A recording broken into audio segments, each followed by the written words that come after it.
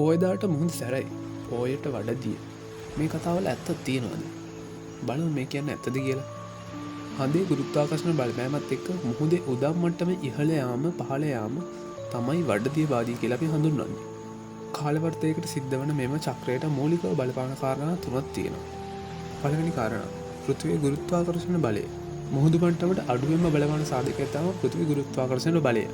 ඝනවස්තු වල වගේ විශාල ස්කන්ධයක් සහ හැඩයක් නැති නිසා ගුරුත්ව බලයෙන් ද්‍රව මත ඇති කරන බලපෑම අඩුයි. මෙන්න මේ නිසා තමයි පුරපෝය සහ අමාවක දිනයන් වල ඉරත් පෘථිවියත් හඳත් එක රේඛාවක පිහිටවන විට හඳ දෙසට මුහුදු ජලය ඇදී ගොස් වඩදිය තත්ත්වයක් ඇති වෙන්නේ. අඩු ගුරුත්ව බලයක් තිබුණත් පෘථිවියේ තියෙන ආවස්තික බලය නිසා හඳේ සහ ඉරේ බලපෑම තිබුණත් මුහුදු ජලය තවදුරටත් පෘථිවියෙන් තබා ගන්නට පෘථිවියට පුළුවන්.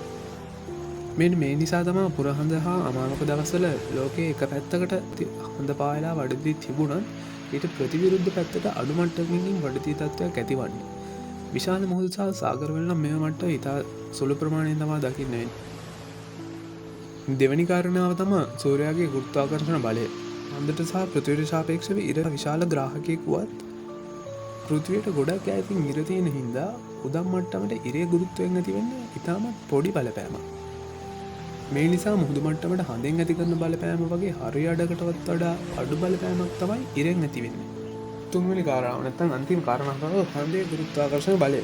මුහුදු වඩදිය බාධිය තත්ත්වයට ප්‍රමුඛ ලෙස බලපාන සාධකය තමයි හඳ මගින් මුහුදු ජලය මත ඇති කරන ගුරුත්වාකර්ෂණ බලය. ගොඩබිම් සහ සත්වයන් මත හඳේ ගුරුත්ව බලය අවම වුවත් මුහුදු ජලය මත ඇති කරන බලපෑම ඉතා විශාලයි. මේ නිසා මුහුදු ජලය තමන් දෙසට ඇද ගැනීමට හඳේ ගුරුත්ව බලයට පුළුවන්.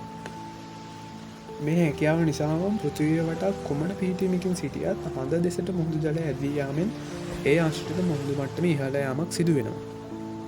මේ අනුව ඉර හඳ පෘථිවිය එක රේඛාවක ඇති විට ඉහළ වඩදිය මට්ටමක් ඇති වෙනවා.